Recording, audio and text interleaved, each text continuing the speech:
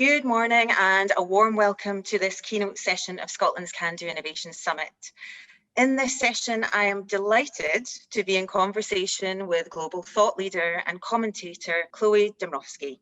Chloe is president of the Disaster Recovery Institute in New York City and a disaster management exec with over a decade's experience in working with Fortune 100 and 500 leaders to support global relations, business operations, and public perceptions in relation to recovery, risk, and resilience. The youngest and first female chief exec to oversee and expand the Disaster Recovery Institute's international network, spanning an impressive 100 countries. She is a senior contributor at Forbes and a member of the UN's Disaster Risk Reduction Arise Board, amongst many other accolades and affiliations. A frequent expert commentator in the print and broadcast media from Bloomberg to the BBC, Chloe will share her extensive knowledge and insight over the next 30 minutes on how businesses can build resilience to drive recovery from the pandemic, as well as prepare for future risks, of course, whether that be Brexit, technology risks, or climate challenges. Chloe, warm welcome from Glasgow. Thank you so much for agreeing to be part of Scotland's National Innovation Summit as one of our keynote speakers. It's my great pleasure here.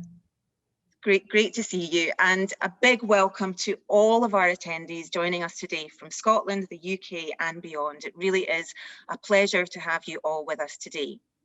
So Chloe, if you're happy, I'll just move on to the first discussion point and we can get into conversation. So COVID-19 has, of course, forced the world into a sort of new reality, Chloe. From your perspective, what are some of the major takeaways, I guess, that we've learned from the COVID-19 pandemic and I guess and the ongoing response to it? We've learned that we were all underprepared, and sad news is that we really should have been much more prepared. The truth is that we know better. People have been warning about pandemics for a long time. Experts have been warning. We've had recent scares that could have very easily turned into a global pandemic, even in the last 20 years, like SARS and MERS. So we've had ample warning that this was coming. And yet it was one of those risks that kind of kept being pushed to the side. So at Disaster Recovery Institute International, we don't just look at pandemic risk or public health risk. We look at risks more broadly. And pandemic is just one category of them.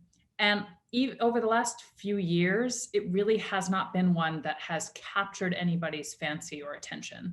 It's just not the one that gets picked up. It's not what gets clicked on. You know, the stories of cyber resilience are always very popular. Natural disasters, kind of when it's the season in your particular region for, you know, typhoons or hurricanes or wildfires or earthquakes. You know, those will capture attention, sure, but pandemics, not really. I mean, Ebola, Zika, we had some attention that was paid to. So, but the fact is that that doesn't make the risk any less great. No, it just sort of shows us some of human risk psychology, which is we're always thinking, I'll deal with that tomorrow, I'll put it off. We're sort of thinking about the immediacy, the urgent issues, rather than necessarily the very important ones. And I think there's also this tendency on behalf of many organizations to think, well, if something like that happens, it's not just going to affect me, it's also going to affect my community, my competitors, my customers. And so they'll be more forgiving if we're a little bit less prepared.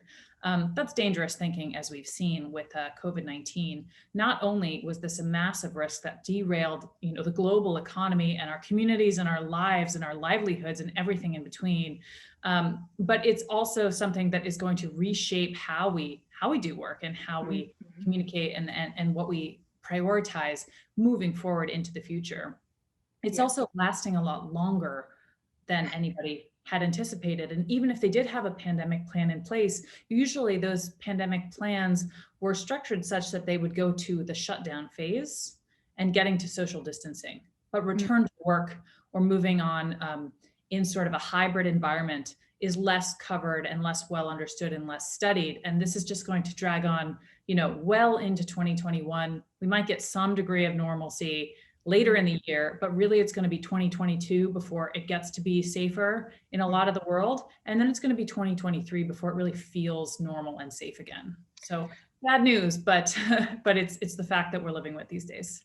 So is it the case that I guess those predictive models are maybe not sensitive enough or robust enough at the moment in terms of those models predicting the impacts of pandemics? Well, there's the models that predict what the impact might be. Mm. And then there are the decision makers that decide whether they're going to do something about that information. Act on that, yeah. And implement it and put in place some sort of strategy. And you can think that, the small organizations, local organizations, they have more of an excuse. They have fewer resources to put at this, both monetary and personnel and all of those things. Yeah. Although there's some kind of basic planning that they can do, primarily around finances, trying to sock a little bit away for emergencies, because best case is never always going to work out. There's always going to be something that you have to be prepared for. So it is important for organizations of every size to do that. With this pandemic, I think one of the emerging trends that we really see is that it will increase inequality in a lot of ways. Larger organizations, wealthier organizations have fared much better. They're able to, in lots of cases, deploy a work from home strategy, for example. But think about all of those empty office towers, in Glasgow, in London, in New York, where I am, and all of the small businesses that support them, right? Like those are the businesses that are really, really hurting. So that is going to kind of be a reality that we'll live in, that will shape what the 2020s look like. Yeah. Great. Okay. And moving on then, we hear a lot about building resilience, but how do you define resilience in your mind, and why should organizations be building a plan for it? There's lots of different definitions of resilience, of course, but a very simple one that I like to use is that it's the ability to bounce back from adverse impacts or events, and not just bounce back, but bounce back better. Yeah. So it's something that we can definitely all use in times of crisis like these. And it's helpful to be really thoughtful and intentional with a crisis, because every crisis also is an opportunity for change. And sometimes those changes are much needed.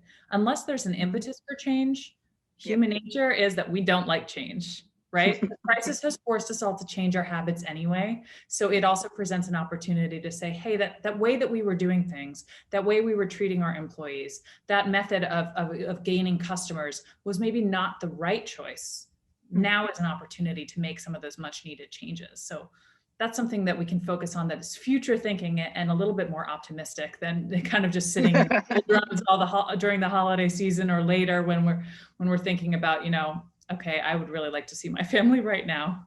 Yeah, absolutely. And I suppose for those that are joining us today, thinking about the future and thinking about becoming more, I guess, sustainably resilient, what would you say are the fundamental steps in building a plan?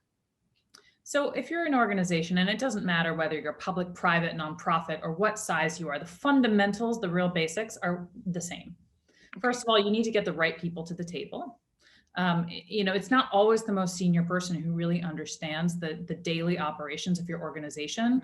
Often it's frontline people, you have human resources, you have finance, you have legal, you have all of these different aspects to consider. So you want to make sure that you have everyone, somebody from product who really understands your product or service, for example, and how it might be impacted by whatever crisis is happening. So you want to get the key people together, and then you want to name somebody as your planner. It might not be what they do every day. You might not have a full business continuity or resilience team in-house, but you can still name someone who is in charge of implementing the plan.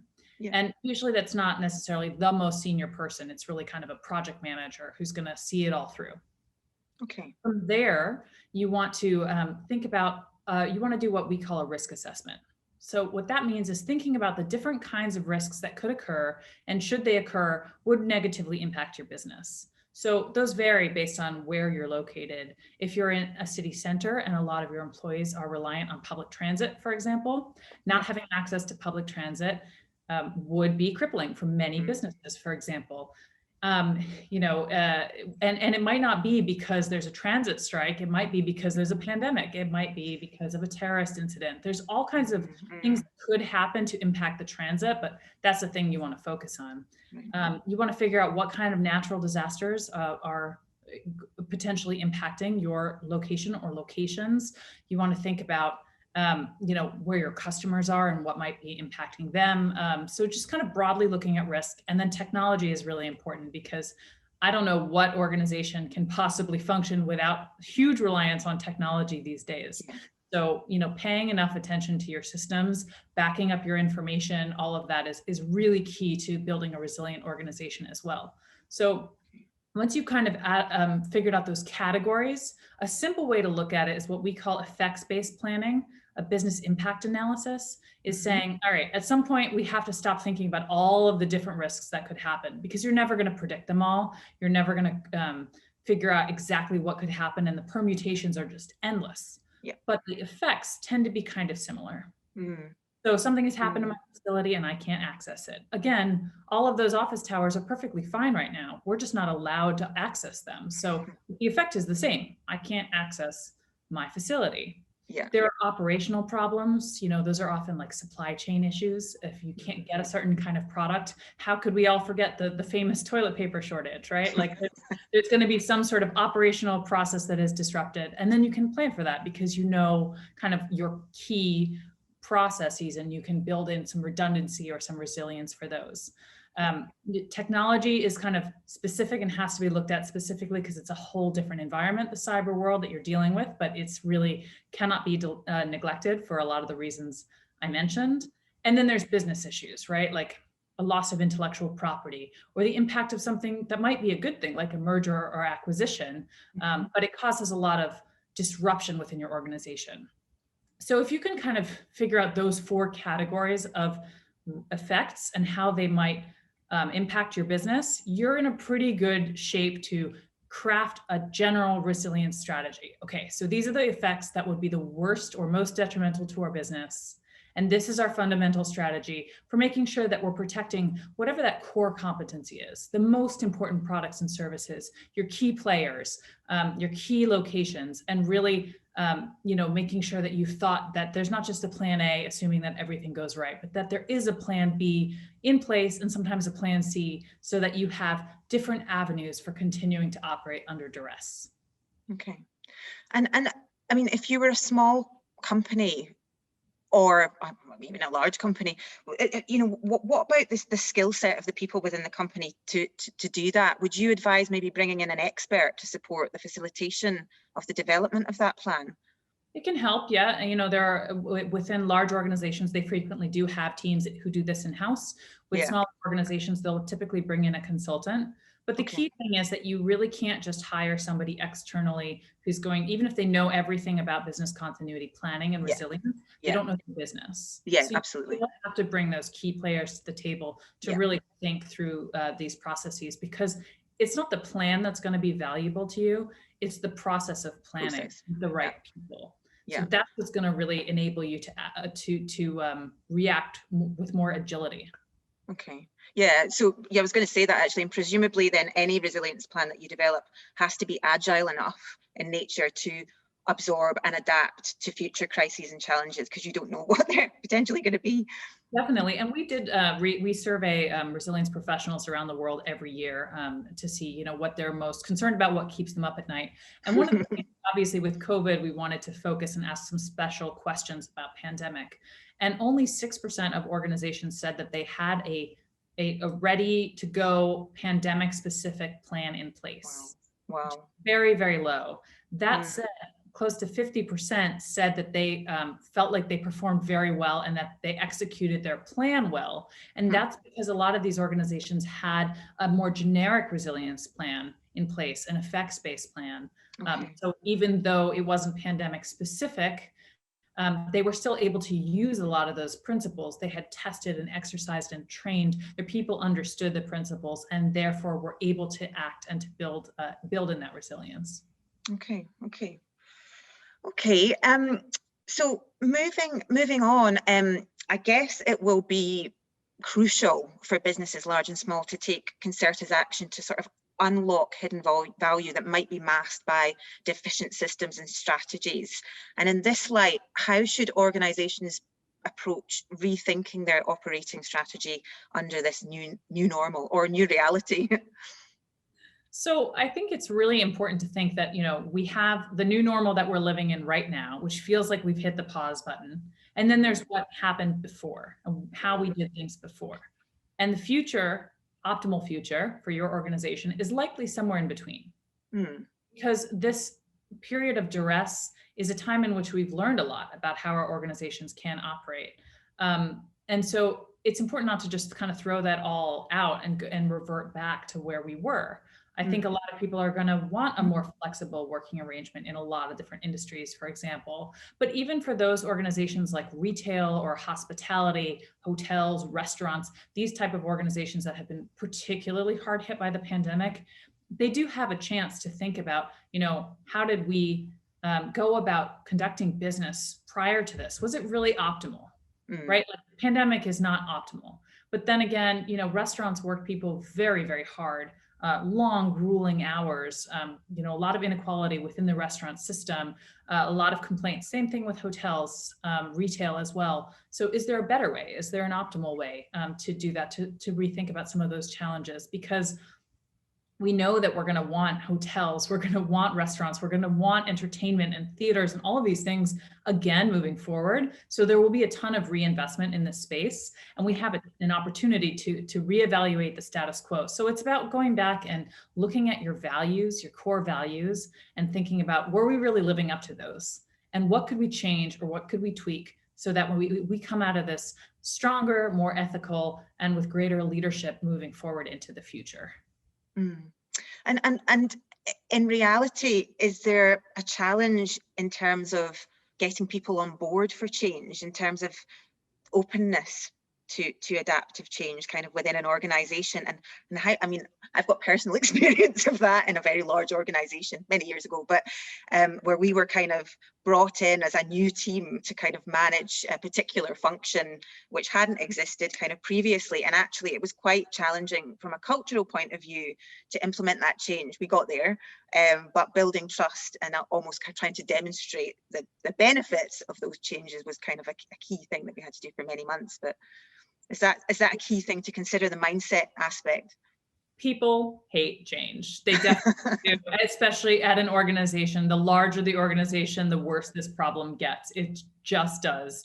People like to say, okay, I learned how to do this thing. I'm going to keep doing this thing. Why would we change it? We've been doing it this way for the last 10 years. That's why COVID-19 presents such an incredible opportunity, because it already has changed everything. Yeah. Nothing is what it was before. Everything has already changed. That will sort of displace some of that that reticence to other kinds of changes, because people they're already there. They're already grumpy. They're already sort of like turned around. They're from home anyway. The flow of their workday has completely changed anyway. So why not throw a little meaningful and much needed change on top of that as well, while you have that opportunity? And so when you think about organizations that are really resilient, as well as organizations that are really innovative, often the leaders will think about what those things might be in advance. Because there's always going to be some sort of incident or disruption, whether it affects just your organization, or it's something that affects your community or the whole world, as is the case this time. So being prepared and thinking about, okay, well, there is this crisis and it's really unfortunate, and there's often human tolls or economic tolls and all kinds of bad things that come out of it. But if we can think a little bit further forward into the future and think about how are there ways that we can really build back better and stronger moving forward, what would that actually look like, so that you're prepared? Because the window of opportunity is really short. So it's important to come to that moment prepared about, what is that vision for moving forward in a way that is going to be much more 2020 than 2010. Yeah. Great. I read one of your articles in Forbes, which was brilliant, and it was on tackling global business risks and crisis management, where you'd stated it's easy to be a leader during a time of growth and success, but the true test comes during dark times. And this, you wrote that before COVID, of course, but if there was ever a more poignant statement, in this, where we are now. So talking leadership, leadership in crisis is quite different, I guess, from leadership in normal times. So what specifically should leaders be focused on now? In the early stages of a crisis, empathy is key, right? Mm. Always bringing your human side, your human self. There's going to be a lot of tough calls to make, but understanding that, what the other person is going through, that your team is going through a lot, especially with something like this. Your team member might be sick, family members might be sick. Yeah. You just have to approach everything with a lot more sensitivity and a lot more patience as a leader. But when something drags on like this, it's also important to measure that a little bit and to up the self-care, because it drags on a long time. And if you really kind of open yourself up to all of that and take it all on, that's very stressful as well. And it can impede you from making strong decisions. So you want to lead with empathy, but also remember that your job is to lead this organization through the crisis. And that is going to require some really tough judgment calls and decisions. And you need to understand, what your priorities are and have that really crystal clear in your mind, so that you're asking yourself, okay, what are my real priorities? Because the main thing that you need to do is to get your organization through to the extent that you possibly can. And so you have to stay focused on that. One thing that's really interesting is that leadership in crisis is totally different.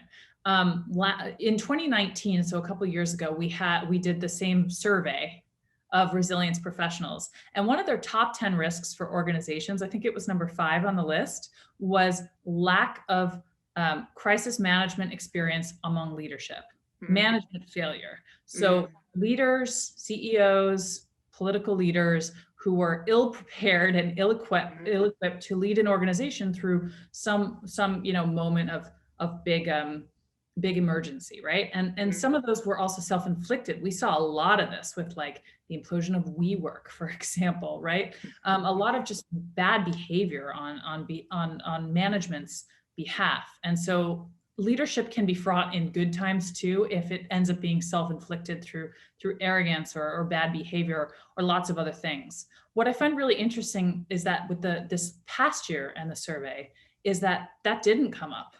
It was not a concern. And that overall people felt that their leadership really did rise to the challenge and did face this pandemic with the kind of seriousness that it deserved. And I was kind of surprised by that was really an across the board response. So I think a lot of the messages that have been directed at leadership to lead with empathy, to show your human side. If you have people who are, suddenly the schools are shut down and they're dealing with kids at home, right, and trying to be teachers and employees at the same time, you just have to approach it totally differently. And it seems that management really has risen to that challenge in this year. So there is some good news that maybe our leaders are learning. Yeah, the interesting thing is that basically every leader will have had crisis experience over the next few years, because everyone was leading through a crisis. Yeah, absolutely. Just moving on, but connected. So I guess a lot of people have felt probably a little bit more powerless than proactive during the crisis, given the disruption and the uncertainty that the pandemic caused. The future still remains wildly uncertain to a certain extent, and yet the days will drag on, predictably. How can we create moments of serendipity that break up that monotony? Yeah, it's really funny because you think about, the great crises stories that we all grew up with the world wars or something, where you're really called to action and to civic duty. And now it's like staying at home and sitting on the couch night after night after night. And there's a lot of monotony to that. But we can approach it with a little bit more intention to try to bring some of that joy back into life. If you think about just the teleconferencing that we're all doing right now, so much, it does not have that same feel that, going to a meeting or going to an event and pouring a cup of coffee and talking to your colleague. Those are the interactions, the water cooler moments that really do lead to so many great ideas. Yeah. So we're just sort of all left with the kind of keeping the lights on day-to-day activity. So I would say to people that, when you do log on to that Zoom call, maybe it feels a little awkward and you just want to be quiet and say, hey, how are you? I'm good. I'm good too. And then you kind of awkwardly wait for the meeting to begin. What I would say is, if you're trying to kind of find moments of connection and serendipity, that is an opportunity in the same way that the coffee moment was. You just have to do it with a little bit more intention. So instead of just saying like, I'm good, maybe offer up something about a project you're working on, about something personal, something that the other person can then ask a question about that will lead to a conversation and to one of those human moments, rather than just saying, okay, I guess we're just going to sit here now awkwardly because none of us really want to be on Zoom and it gives us all a headache. For example, thinking about opening up a little bit more and sharing a little bit more might just lead to new opportunities, new connections, spark some new ideas. And then a lot of people do have a lot of downtime right now as well. So that also presents an opportunity to kind of flesh out some of these ideas so that you're ready to go when the world opens back up again. Yeah. So just be a bit more intentional and mindful about those virtual interactions. Definitely. So I guess the fact that COVID would have cascading impacts and domino effects was probably predictable, but what's next and why? And will this shape the course of the 2020s going forward? I think it will. It's sort of echoing the Spanish flu in the same way that it's the beginning of a decade. It's the beginning of the 20s again, right? Like that's just sort of fascinating. Almost exactly 100 years later, we have a similar event. And that event definitely did shape the 20s. I think also people thinking that, like I said, when we all get out of this, we're going to be so eager to go out on the town again and see people and travel and do all of these things. It will lead to kind of a really exciting time as well, because we'll just be so grateful having had all of this taken away from us for a long time. So thinking about, there are some positives there in terms of the world opening up again, just that feeling of in-person human connection again that we're all longing for will be so wonderful. But there's also the other things that can happen. I mentioned in rising inequality, for example, we will see these shifts that are already happening because of technology and other kinds of issues that are leading to kind of haves and have-nots and a greater barrier between the two. So that's something we really have to pay attention to within organizations, as nation states, as the world, thinking about, approaching that problem, because that will continue to get greater. Something like this pandemic, we used to think of pandemics as a great equalizer. What we've seen from this one is that the effects are not equally borne at all. So inequality is only going to get worse. That leads to more social unrest, which we've already seen, and that has been very predictable. And then also I would say in terms of coming together to deal with a big, hairy global problem like a pandemic is a preview to what, the climate change fight is going to be like and has been already. And so we have to think about anything that we've learned from this that has been useful or relevant to those kinds of debates as well, because dealing with any major problem, whether it's, figuring out how we all interact in cyberspace safely is another big thorny issue that we have to deal with, that we've made ourselves more vulnerable to already with this pandemic and using technology in different ways.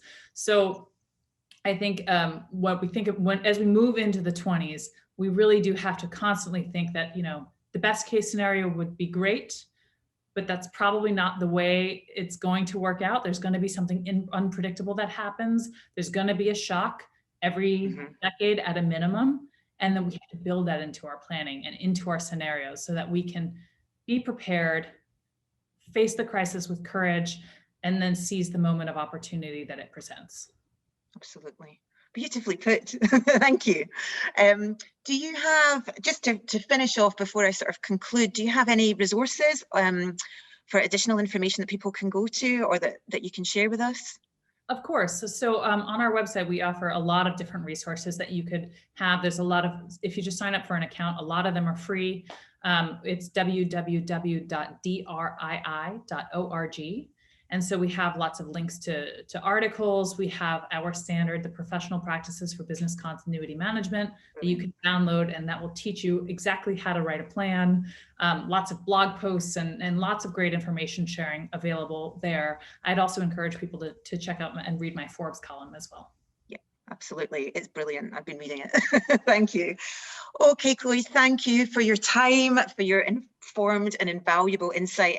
So I'll leave the session, I'm sure you all do, inspired and indeed actually with optimism for the future. I guess I've kind of picked up from you, Chloe, that business must become as resilient as they possibly can.